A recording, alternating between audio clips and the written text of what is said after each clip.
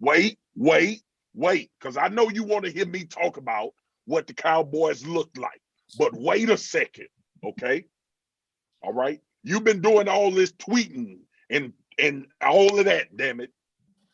And you made a statement about Steph Curry. So for you get on my Cowboys, me about my Cowboys, I need to know what the hell you meant about Steph Curry and clutch or game 7. Can you explain what you meant, sir?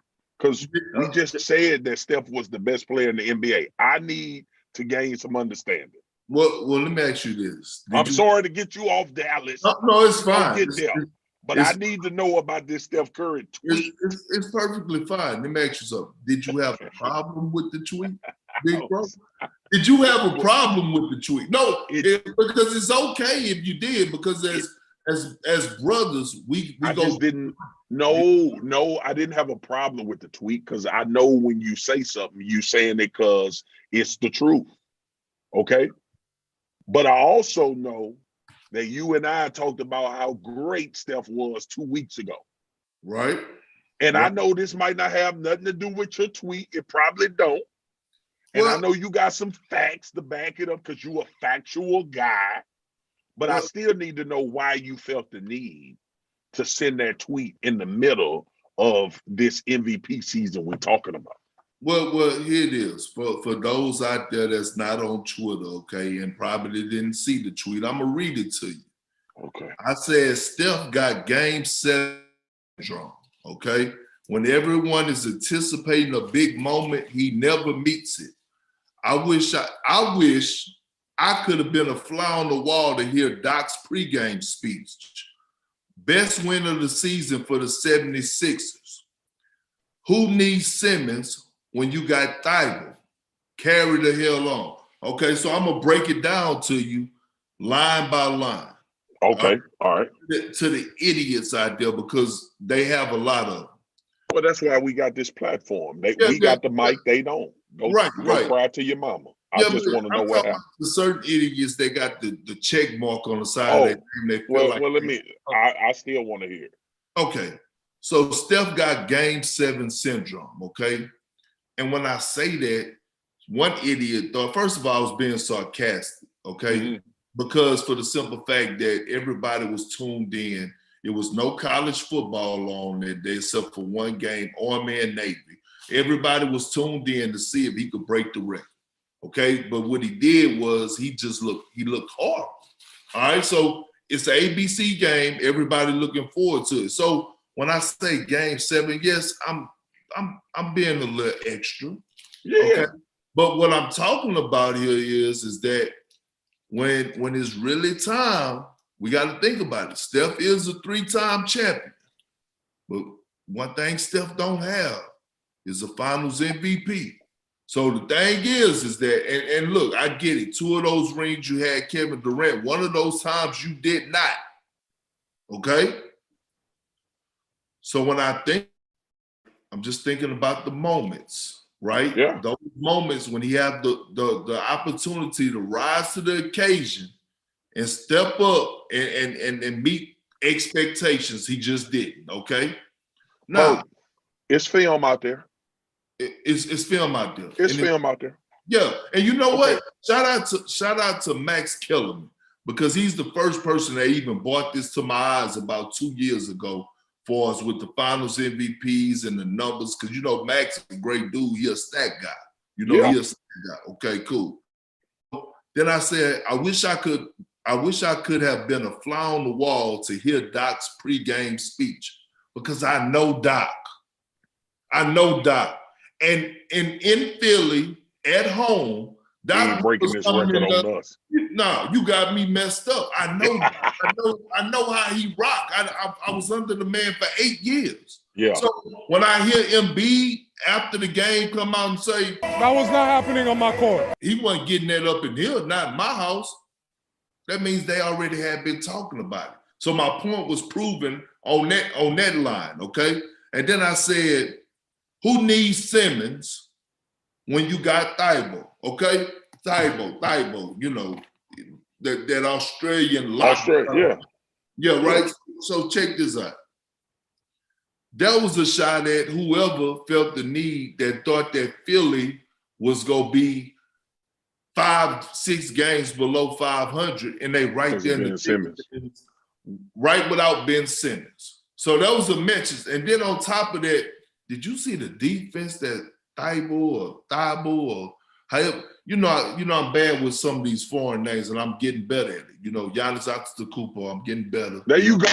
Yeah, I'm getting better. I'm getting better. Certain names I'm still working. I ain't got it yet. I ain't gonna say it. I ain't got it yet. I ain't all the way turned over yet. But look. Hey, but listen. So that was my whole tweet to sum up the game, because I didn't tweet one time throughout that whole entire game. I waited until the game was finished, and I put it all together. No, yeah, you good? Hey, listen. Two things can be true, and you ain't lying. I mean, look, bro. You know when you send tweets out like that, people gonna get emotional. You know that. You know it. But ultimately, like, listen, this is not about if Steph Curry can play basketball. All right. We all acknowledge Steph Curry is probably gonna go down as one of the top 10 players to ever play the game. All right. His shooting ability elevates him to that, to potentially being a top 10 player of all time. He is the greatest shooter of all time. Bottom line is, Lord have mercy, do you know how they would have crucified our boy LBJ if he gave up a 3-1 lead in the finals?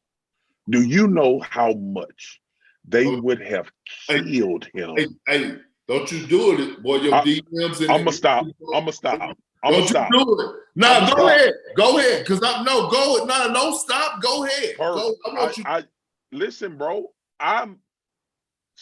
Stephen Curry is a 3-time champion. Here's what I can't emphasize to people enough. It is not about Steph Curry being elite at basketball. This conversation ain't about that. This conversation is, y'all really don't keep the same energy for Steph that y'all keep for a lot of other players. Because if LeBron had these game 7s, because I still, every time I get in the argument, Perk, about LeBron, everybody bring up the Mavs series. It always come back. Like, LeBron, what about the Mavs series? He got guarded by Jason Terry, and he looked terrible. Here's the thing, Perk. Let LeBron would have lost a 3-1 lead against the Golden State Warriors. First of all, it wouldn't have been, it would have been hell freezing over, bro. It would have. So talk your talk. Let me tell you this.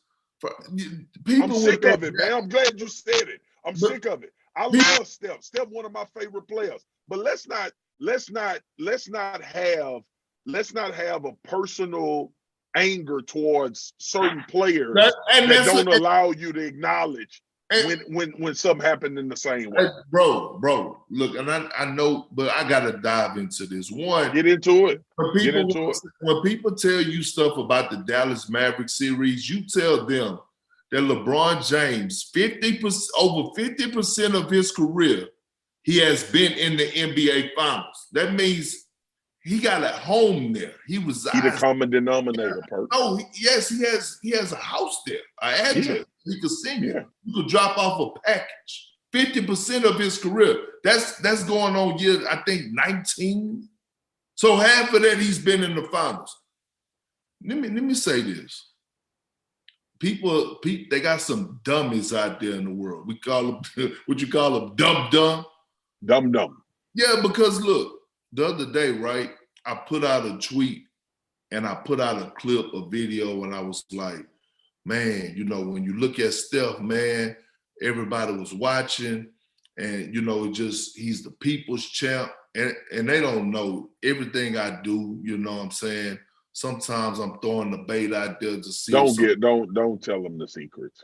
We get it. No, they just be falling, right? They be falling. They like buffaloes. One go off a cliff, all the rest of them following. Right. Just buffaloes.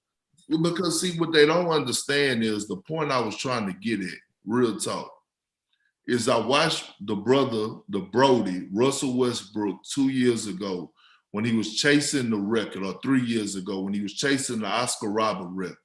And I watched Steven Adams box out, and he was coming to get a few defensive rebounds.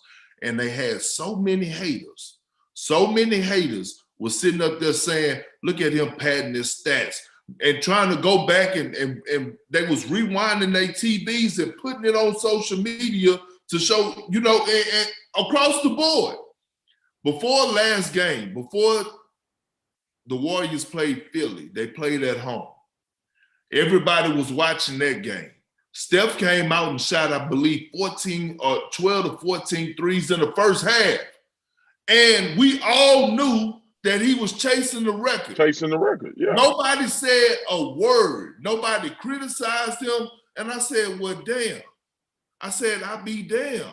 I say, what was this same energy? I said, you know what? He's just the golden child.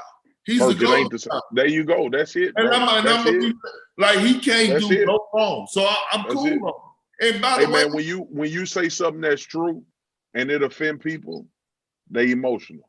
All right, let's move on, bro. And we want him to break the record. Do we? We do. Hell yeah. We do. So I do. I want him to get more championships. Yeah. This ain't got nothing to do. It ain't got nothing to do with being personal with Steph. We both think Steph is one of the greatest basketball players ever. Steph, in reality, is not the guy that we see for majority of the season when they get the closeout games. That's the truth. It ain't got nothing to do with anything. Look, all right. Look, we gonna go.